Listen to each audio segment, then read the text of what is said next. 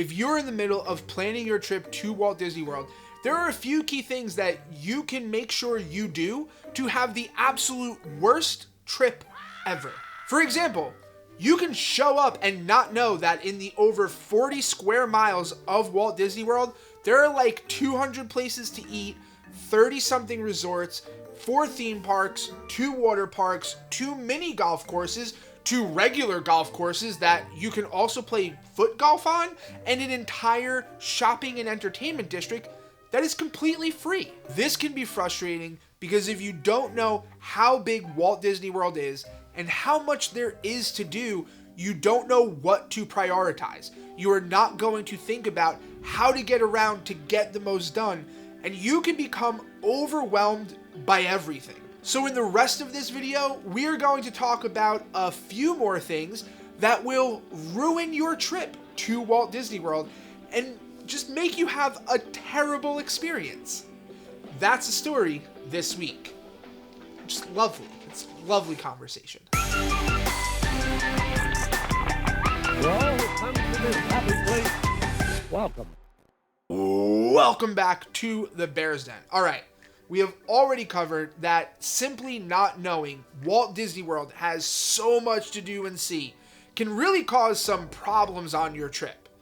But what are some of those other fundamental understandings that could destroy your experience at the most magical place on earth if you don't know them?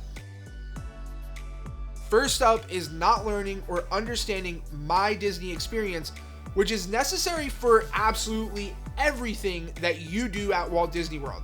It is literally your key to the world. Not understanding that My Disney Experience is so vital to your trip, and then not learning how to use it before leaving for your trip is going to cause pain when you show up and don't know how to check in for dining, or make lightning lanes, check wait times, check dining availability, mobile order food, and so much more. Do not ruin your time in the parks because you don't know how to use My Disney Experience. Learn it before you go. The fundamental key to being able to enjoy the most time at Walt Disney World is to make sure you do all the planning you need to do before you show up. What this means is that 1, you need to do at least some planning, and 2, that not everyone needs to plan in the same way. Some of us may need to break out the Excel spreadsheets, grab their planners, and throw on their best planning visor to plan every single second of every single day. Others may just need to know, hey, we're gonna eat quick service for this meal at this time, and then we're gonna do some rides in this area of the park before we eat that food.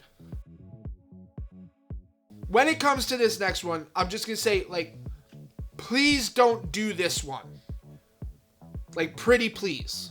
You can say what you want about the park pass reservation system, but you cannot get into a Walt Disney World theme park without 2 things: a valid ticket and a valid park pass reservation made through the park pass reservation system.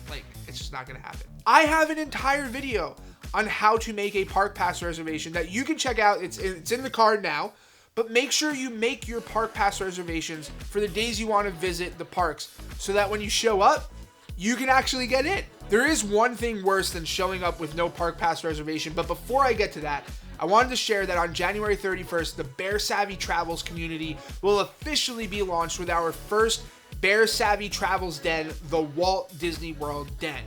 This is a community dedicated to helping you stay connected to Walt Disney World, whether you're planning for an upcoming trip, home from a recent trip, or waiting to book your future trip.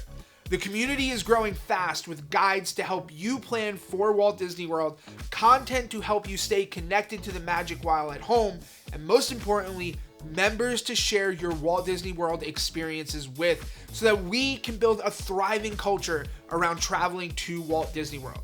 You can join the community today by going to the link in the description below. And one of the biggest tips that I will be sharing in that community is do not, and I really mean do not try to do everything on your trip. I know that a trip to Walt Disney World might be very far and few between for a lot of us. Because of that, you feel like you have to try and do absolutely everything. But I promise that trying to run through every park for 3 or 4 days straight, from open to close, to hit absolutely everything Walt Disney World has to offer, will ruin your trip, because all of your memories will end up being all about how you ran through the parks to get everything done. Take the time, do the research to figure out what is most important to you for your trip. What are those must-do things that you want to be able to go home and tell others about your experience with? Then plan to make sure those things happen.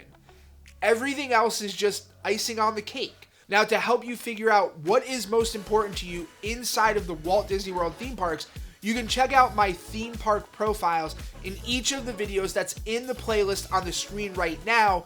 And remember, there's a great big beautiful tomorrow.